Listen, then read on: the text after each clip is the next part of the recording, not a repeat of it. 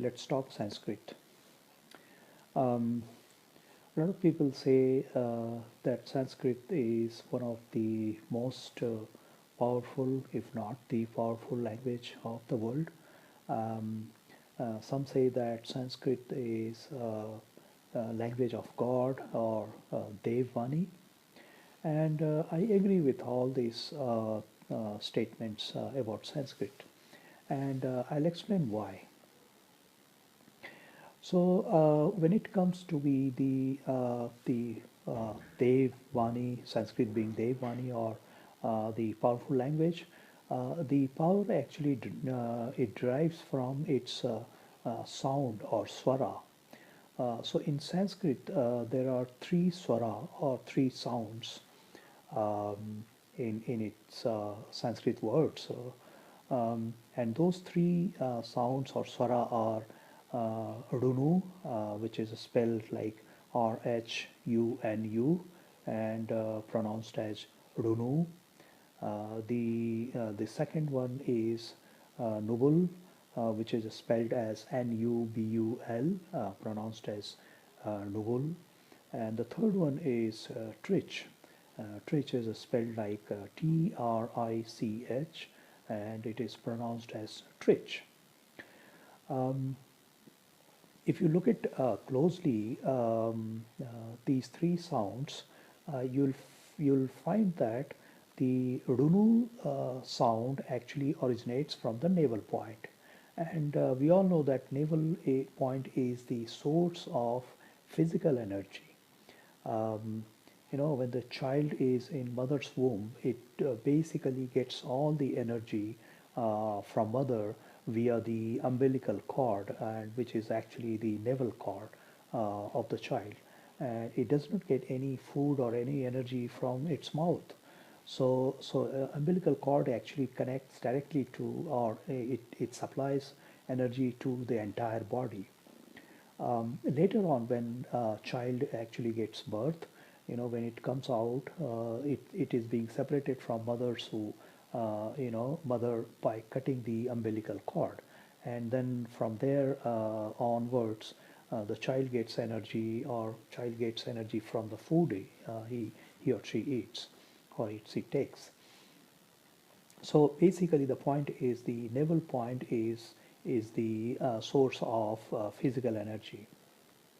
So when we make Runu sound, it basically activates the navel point, or vibrates the navel points, and that's when the it feels, or it derives the actually the it it you know uh, transmits the physical energy. Similarly, when we make Nubul sound, is Nubul basically originates from the heart, and we all know that heart is the place of soul, the soul, and we all we have not we do not see the soul, but we feel the presence of soul in each one of us. And soul, we know that this is the ultimate source of energy. You do not have to actually activate the soul, it is always active, but you'll have to realize the soul. So when we make the noble sound, it you basically you you know feeling the soul. And the third one is the trich, and trich sound originates from the your throat, and throat, we all know that it connects to the brain. So whenever you actually vibrate or activate your throat, you basically indirectly activating your brain. So these 3 points, one is the navel point, which is related to the physical energy, and the second one is the heart, which is related to the internal energy, or we can say spiritual energy, which is the energy of soul.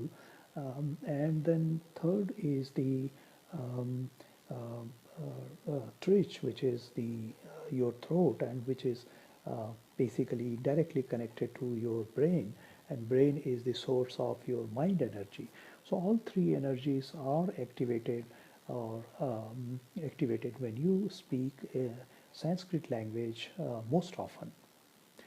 Um, to give you an example or related context to it, all the South Indian languages, namely Malayalam, Tamil, Telugu, and Kannada, they derive a lot of their words from Sanskrit. Some say that 40% of Malayalam words comes from Sanskrit, and that's a large number of words.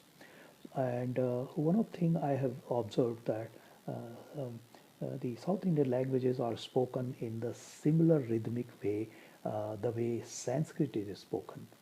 So that's the strength or power of Sanskrit is actually, also you will find into the South Indian language.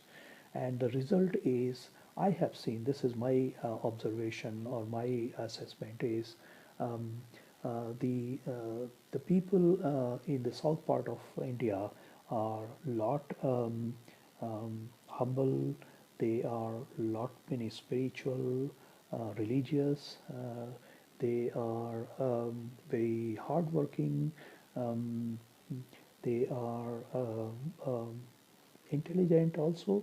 Um, I mean, it's not that they only are intelligent. Other part of India, the people are intelligent, but the percentage, I would say, and I believe that that's because of the power of language, the way they speak.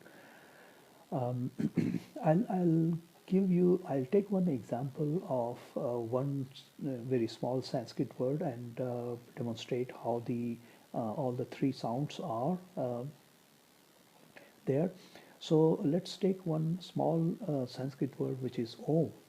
Om consists of Om contains all the three sounds, three swaras, Runu, Nubul, Trich, and Om actually is a consists of O, A, U, Ma. So when you make a Om sound, Om,